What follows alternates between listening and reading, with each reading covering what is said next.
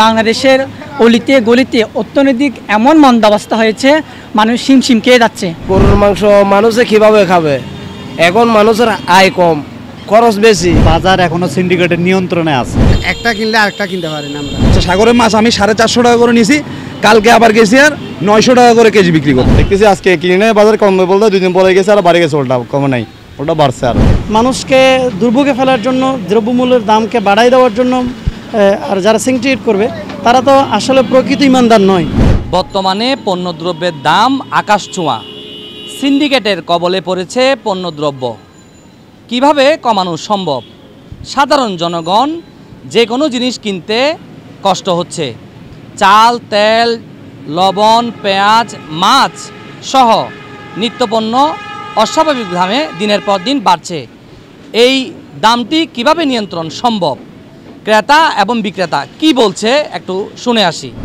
গত সপ্তাহ থেকে আমরা ডজন সেল করছি, 160 টাকাও সেল করছি। এই সপ্তাহে কিছু কম আছে, এখন আজকে 155 টাকা লাল লেয়ার সেল করতেছি।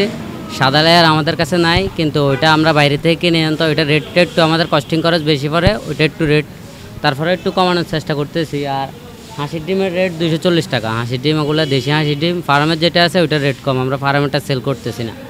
আর আপনার দেশি ডিম অরিজিনালটা 240 টাকা, যেটা অরিজিনাল দেশি গ্রামেরটা। আর যেটা সোনালি আছে ওইটা আমরা 220 টাকা 200 টাকা এরকম সেল করতেছি। এই যে রাস্তার কারণে গাড়ি ডিম আসতে পারতেছে না, অনেকগুলা কেরিং খরচ বেড়ে গেছিলো, ওই কারণে রেটটা একটু বাড়ছিল। এখন আস্তে আস্তে বাজার মনিটরিং চলতে আছে, আস্তে আস্তে রেটটা কমবে। বাজার তদারকি করার কারণে সব জিনিসের দাম আগের চেয়েও কিছুটা কমতে আছে, ইনশাল্লাহ আরও কমবে আস্তে ধীরে। জিনিসপত্রের দাম তো একটু বেশি, আরও কমার দরকার। আরও মধ্যস্থভোগী যারা আছে ওদেরকে যদি নিয়ন্ত্রণ করা যায় তাহলে বাজারটা আর একটু কমবে। নিম্ন আয়ের মানুষ যারা, ওদের ক্রয় সীমার ভিতরে থাকতে হবে, কেন ওদের চিন্তা করতে হবে। সেজন্য সরকারের উচিত এই মধ্যস্থভোগী যারা আছে এদেরকে নির্মূল করে জিনিসপত্রের দাম, বাজারের দাম যেন কমায়, সেটা হলো আবেদন থাকবে। বাজার এখনও সিন্ডিকেটের নিয়ন্ত্রণে আছে। এই সিন্ডিকেট প্রথাটা ভাঙলে, নির্মূল করতে পারলে বাজারের দামটা কমবে, জিনিসপত্রের দাম করবে। সরকারের প্রতি আবেদন যে এই জিনিসটা যেন নজর দেয়, এদিকে যেন নজর দেয়। গত সপ্তাহে ফার্ম তেল ছিল আপনার 140 টাকা, বর্তমান 144-45, সুপার তেল 150, 1 নম্বর সয়াবিন 165 এরকম চলতেছে। আর আপনার পেঁয়াজের বাজারটা একটু কমছে, পেঁয়াজের বাজার লাস্ট 125-30 বিক্রি করছিলাম, এখন 110, 115, 120 এরকম চলতেছে। আর রসুনের বাজার কিন্তু বাড়ি গেছে, রসুনের বাজার 20 পার কেজি 30 টাকা বাড়ছে। তখন আমরা বিক্রি 200 টাকা, এখন 220 টাকা বেচতে হচ্ছে। আর চাউলের বাজার কিন্তু বাড়তি, 1 বছর 200-300 বাড়তি চাউলের বাজার। ডালের বাজার পার কেজিটা 10 টাকা 12 টাকা বাড়তি। দেখতেছি আজকে কিনে বাজার কমবে বলতে 2 দিন পরে গেছে আর বাড়ি গেছে, ওটা কমে নাই, ওটা বাড়ছে আরও। যেখানে আপনার হোলসেল বাজার আছে, আপনার যেখানে শেয়ার বাজার বলেন, তারপরে আপনার আরও বলেন, ওইখানে যদি বাজার দাম নিয়ন্ত্রণ করতে পারলো, এখানে কন্ট্রোল করতে পারলে আমাদের অটোমেটিক কমে যাবে। আমরা চাবো একটা দিনে যদি 95 কিনে আমরা 100 বিক্রি করতে পারবো, আমি 110 কিনে 100 বিক্রি করতে পারবো না, 110 কিনে আমি 120 বেচবো। তো নিয়ন্ত্রণ করতে হবে উপরের স্থলে, যেখানে আপনার আরও বলেন, চাউলের মিলে বলেন, ডালের মিলে বলেন, এখানে যদি নিয়ন্ত্রণ করে আমাদের এখানে অটোমেটিক কমে যাবে। যে উপার্জন যা একজন মানুষ স্যালারি পায়, তার ওই যে মান্থলি যে খরচ, ওটার সাথে সামঞ্জস্য না থাকলে ওটা তো স্বাভাবিক কষ্ট হচ্ছে। সবার পরিচালনা যদি সঠিক হয় তাহলে কমবে, আর পরিচালনা যদি সঠিক না হয় কমবে না। গত সপ্তাহে টমেটোর দাম 120 টাকা ছিল, এখনকাও আজকেও 120 টাকাই আছে। সিম গত সপ্তাহে আসিল না, আজ 2 দিন ধরে সিম পাইছি, এক পাবা 60 টাকা, 240 টাকা কেজি, কেনা নাগা 200 টাকা কেজি। বাঁধাকপি 60 টাকা কেজি, গত সপ্তাহ 60 টাকাই আসিল।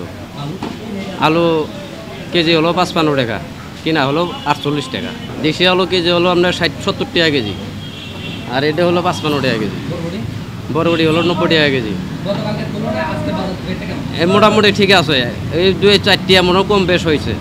আমাদের ইনকাম মনে করেন 500 টাকা।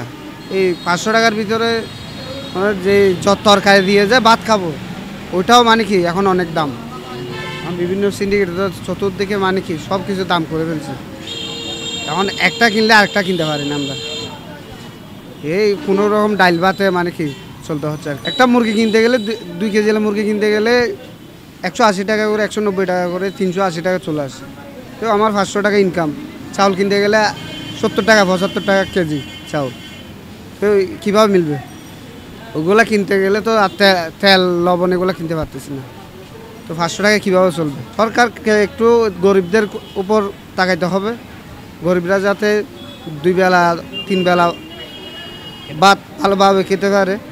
মরিচ এখন 150 টাকা কেজি, আগে 800 আসিল একদিন শুধু অনো এরপর অনো দাম কমে গিয়ে দ্রব্যমূল্যর দাম মানুষের নাগালে নিয়ে আসবে, কিন্তু প্রত্যেকটা জিনিসের মানে এমনভাবে চওড়া দাম, মানে এটা বলার বাইরে। প্রত্যেক জনগণই ভুগতেছে এগুলোর মধ্যে। আমি নিজেও কিছুদিন আগে বাজারে আসছি, এই আপনার বিক্রেতার সাথে কিন্তু আমার বাকবিতণ্ড হয়ে গেছে। আমি সরকারের দৃষ্টি আকর্ষণ করতে বলবো যে দ্রব্যমূল্য জিনিসটা যাতে আরও কমিয়ে আনে, যেহেতু আমাদের এমনি তো মূল কিন্তু চাহিদা কিন্তু ওই জিনিসটার মধ্যেই দ্রব্যমূল্য। বিভিন্ন রকম মানুষের যে চাহিদাগুলো নিত্য নতুন যেগুলো প্রয়োজনীয় জিনিস, ওইগুলোর দিকে একটু নজর দিলে তাহলে জনগণও সন্তুষ্ট হবে। শুধু যে ক্ষমতার এই যে সিট এই সেই এগুলো নিয়ে যে কথা বলবে তা না, জনগণের সুবিধা যদি দেখেন তাইলে আপনি সিটে বসে থাকলেও আমাদের থেকে এটা শান্তি লাগবে। আপনি আগে জনগণের সুবিধাটা দেখেন, দ্রব্যমূল্য জিনিসটা আগে আয়ত্তের মধ্যে আনেন, জনগণ শান্তি থাকবে। আপনি প্রত্যেকটা জিনিসের দিকে নজর দিলে সব কিছু আয়ত্তের মধ্যে চলে আসবে।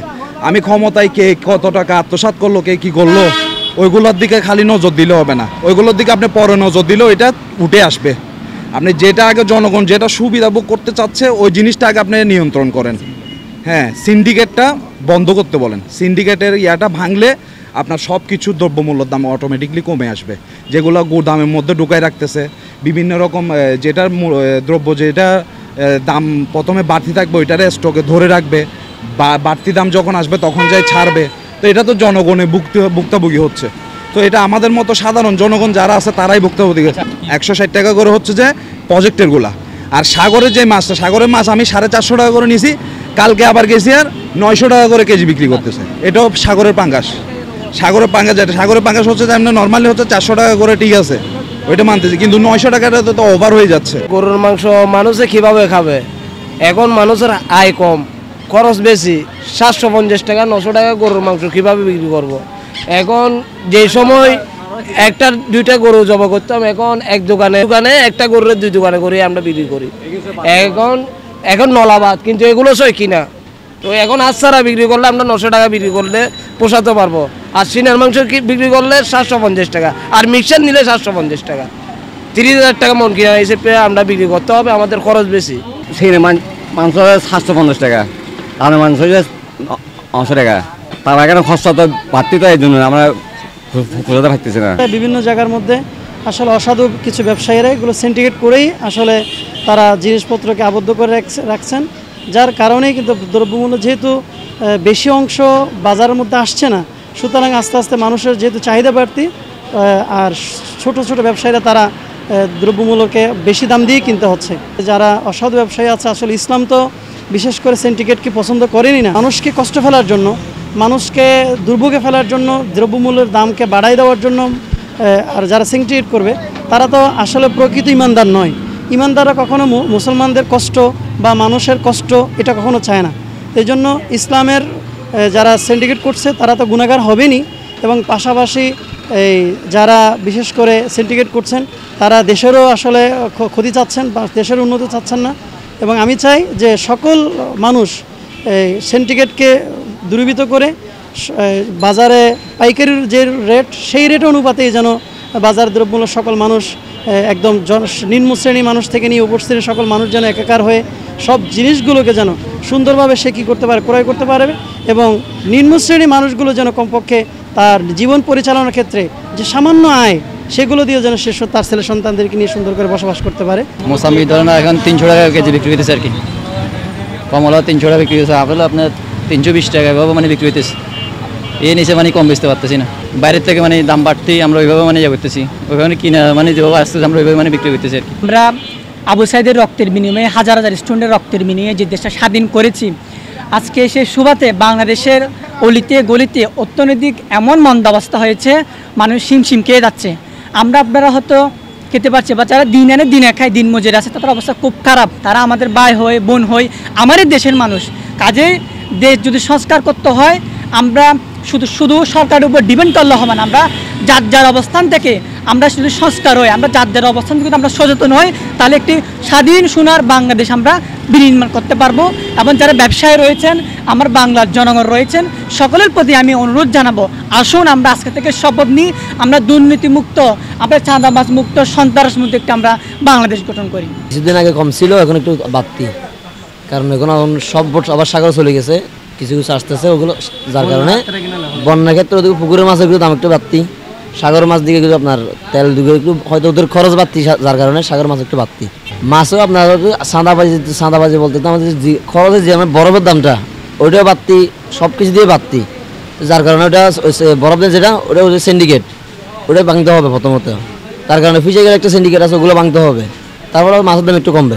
মাছের দাম আগের থেকে একটু কি ভালো আছে, বিভিন্ন জায়গায় কি যে কি আছে চাঁদাবাজি আছে এগুলোকে বন্ধ করতে বলেন, আর কি মাছের দাম আর কি ভবিষ্যতে আর কি কমবে। ব্যবসায়ীরা দেখতেছে অত দাম রাখতেছে, এগুলো না কমালে তো আমরা চলতে পারতেছি না।